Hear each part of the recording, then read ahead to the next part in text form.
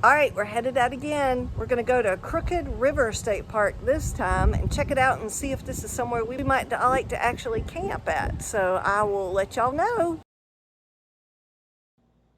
All right, so we have arrived at this 500-acre campground. They have a lot of fun-looking hiking trails and fishing opportunities and a cute little nature center that we weren't able to check out while we were there. And they did have gopher tortoises nesting in the area.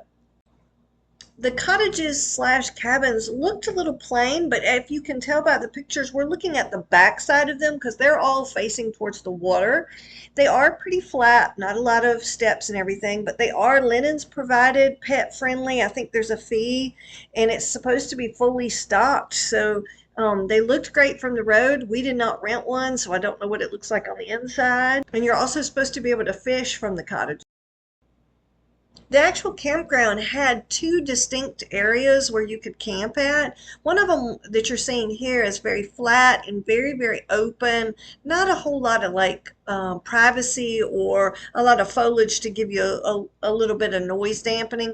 This second path that we went through, though, had a lot more foliage and there was a lot more privacy area. There's 63 campsites, and then they had, of course, the comfort stations nestled around where you needed them.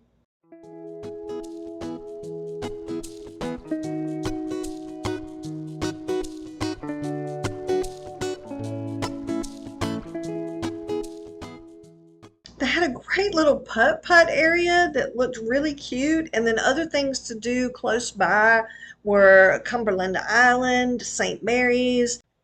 We also had a great time looking around all the local antique stores that were in the area. This Treasures of Camden was so much fun. Crowded, but they had a little bit of everything.